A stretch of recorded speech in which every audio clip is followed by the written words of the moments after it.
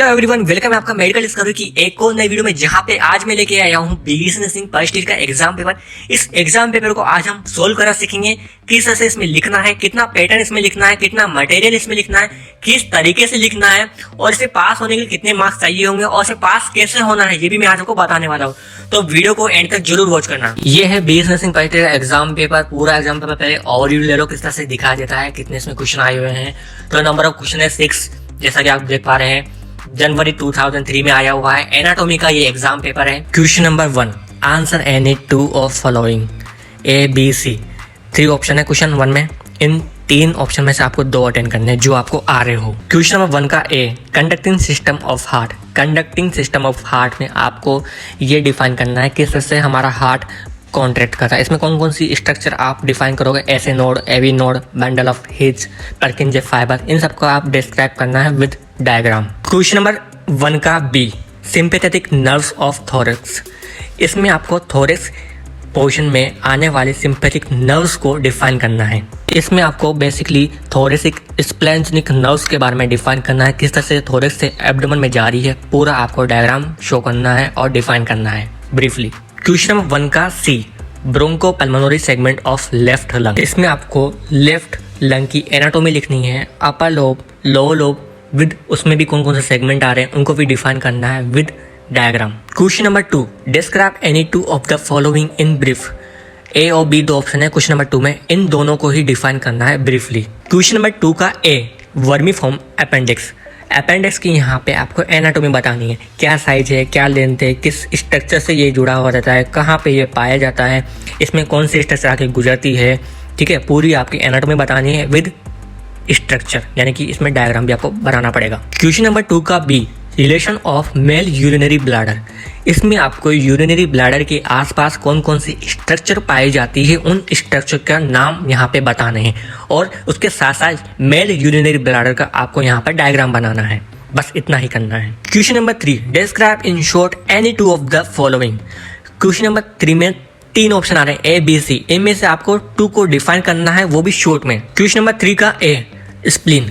इसमें आपको स्प्लीन के बारे में बताना है, स्ट्रक्चर बतानी है, कितनी लेंथ होती है, कितनी साइज होती है, लोकेशन कहाँ पर है। ठीक है, पूरी यहाँ पे बिल्कुल आपको शॉर्ट में डिफाइन करना है स्प्लीन को। क्वेश्चन नंबर 3 का B, thyroid gland. Thyroid gland कहाँ पे पाई जाती है, किस तरह से काम करती है, किन किन स्ट्रक्चर से मिलकर बनी होती है, लोकेशन क्या है विद डायग्राम। ठीक है, आपको बताना है। क्वेश्चन नंबर 3 का सी, पेनक्रियास। पेनक्रियास कहाँ पे पाया जाता है, लोकेशन क्या है, कितनी लेंथ है, कौन कौन सी स्ट्रक्चर से मिलकर पेनक्रियास बना हुआ होता है। ठीक है, वो आपको डिफाइन करनी है विद डायग्राम।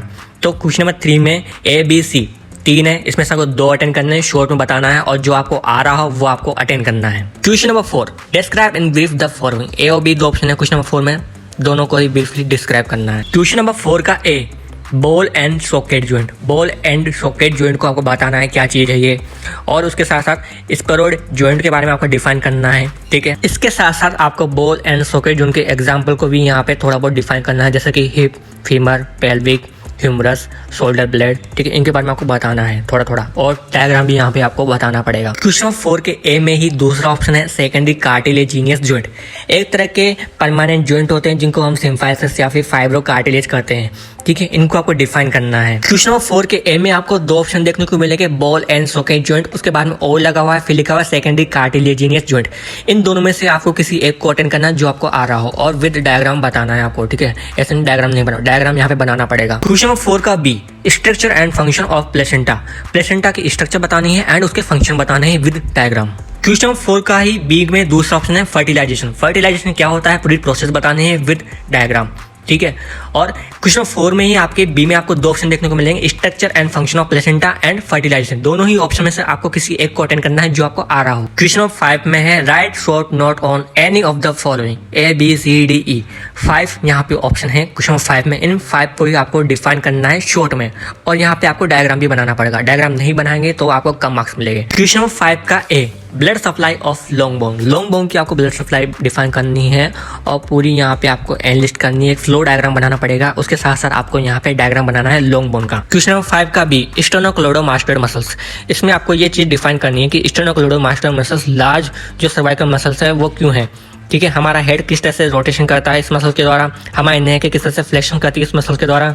ठीक है, और इसको कौन सी नर्व सप्लाई करती है वो भी डिफाइन करना है। यहाँ पे आपको एनलिस्ट करनी है ये सारी चीजें एक फ्लो डायग्राम के रूप में। क्वेश्चन नंबर 5 का सी, मल्टीपिनेट मसल्स। मल्टीपिनेट मसल्स क्या होती है, कहाँ पे पाई जाती है? एक एग्जाम्पल है डेल्टोइड मसल्स, ठीक है, उसको डिफाइन करना है और एक फ्लो डायग्राम बनाना है, कौन सी नर्व सप्लाई करती है वो भी आपको यहाँ पर बताना पड़ेगा। क्वेश्चन नंबर 5 का डी, न्यूरॉन। न्यूरॉन क्या होते हैं, कैसे काम करते हैं, कैसी स्ट्रक्चर होती है, कहाँ कहाँ पे पाए जाते हैं, कितने प्रकार के होते हैं, और डायग्राम बनाना है, एक फ्लो डायग्राम भी यहाँ पे बनाना पड़ेगा। क्वेश्चन नंबर 5 का E, blood supply of supra renal gland. Supra renal gland क्या होती है इसके बारे में आपको यहाँ पे बताना है थोड़ा सा हल्का सा, जैसे कि एड्रिनल ग्लैंड होती है, सुप्रा रीनल ग्लैंड, उसको बारे में थोड़ा हल्का फुल्का एक इंट्रो देना है। देन उसके बाद में किस तरह से इसको ब्लड सप्लाई हो रही है पूरा एक फ्लो डायग्राम के रूप में आपको यहाँ पे बताना पड़ेगा। Question number 6, answer the following precisely. नीचे दिए हुए ऑप्शन है जो क्वेश्चन नंबर 6 में ABCD 4 ऑप्शन है, चारों ऑप्शन में कुछ चीज़ें आपसे पूछी जाएगी, उन चीज़ों को आपको पॉइंट आउट करके लिखना है। 1 2 3 4 पॉइंट आउट करके जब आप लिख रहे हैं तो उनमें से कोई पॉइंट मिस नहीं होना चाहिए। जो पॉइंट नंबर 1 है वही नंबर 1 है, जो पॉइंट नंबर 2 है वही नंबर 2 है, जो पॉइंट नंबर 3 वही नंबर 3 है। नंबर 3 को आप नंबर 2 नहीं बताएंगे, नंबर 2 को नंबर 3 नहीं बताएंगे, ठीक है। एक 1 2 3 4 करके ऐसे लिखेंगे और कोई पॉइंट मिस नहीं होना चाहिए, ठीक है। फ्लो डायग्राम भी पूछ सकता है, जो भी चीज़ें वो अब मैं डिफाइन करने वाला हूँ। क्वेश्चन नंबर 6 का है A, enumerate the branches of external carotid artery. इसमें आपको एक्सटर्नल कैरोटिड आर्टरी की ब्रांचेस को लिस्टेड करना है, जैसे कि superior thyroid artery, ascending pharyngeal artery, lingual artery, facial artery, occipital artery. इस तरह से आपको एनलिस्ट करना है, ठीक है, एक लिस्ट बनानी। और इसमें से आप किसी आर्टरी को ऊपर नीचे नहीं करें, जो आर्टरी सबसे पहले वो, जो आर्टरी उसके बाद आ रही वो, जो आर्टरी उसके बाद आ रही वो, इस तरह से आपको एक लिस्ट बनानी है, ठीक है। क्वेश्चन नंबर 6 का है B, enumerate the branches of posterior cord of brachial plexus. इसमें आपको posterior cord of brachial plexus की ब्रांचेस को लिस्टेड करना है, एक लिस्ट बनानी है, ठीक है। क्वेश्चन नंबर 6 का है C, enumerate the tributaries of inferior vena कावा।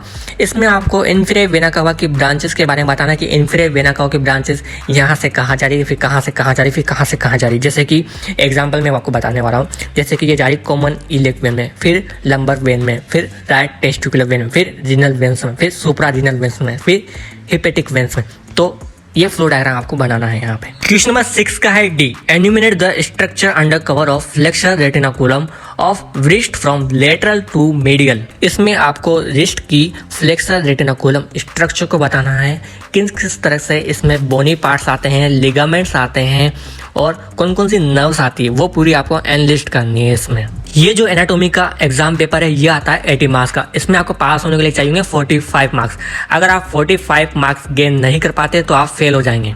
अगर आपको इस एग्जाम पेपर के बारे में और डिटेल चाहिए हो और आप इसको लंबे टाइम के लिए अपने पास सेव करना चाहते हैं PDF फॉर्म में या अदर फॉर्म में, तो आप डिस्क्रिप्शन में एक लिंक है www.medionursing.com पे जाके आप इसे डाउनलोड कर सकते हैं एंड इसे देख सकते हैं। ये हमारी ऑफिशियल वेबसाइट है। अधिक जानकारी के लिए आप हमें कॉन्टेक्ट कर सकते हैं हमारे फेसबुक पेज, हमारे इंस्टाग्राम पेज और हमारी वेबसाइट www.medionursing.com पे जाकर हमें कॉन्टेक्ट कर सकते हैं। और किसी भी तरह का कोई मटेरियल चाहिए वहाँ से आप ले सकते हैं डायरेक्ट।